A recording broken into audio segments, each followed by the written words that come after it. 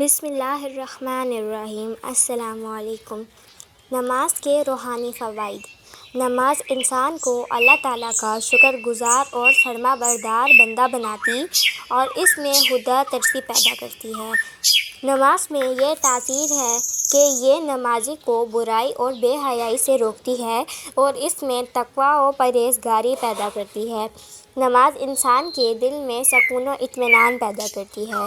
महज अल्लाह ताला की खुशनुदी के लिए नमाज की पाबंदी करने से इखलास और बंदगी का एहसास पैदा होता है।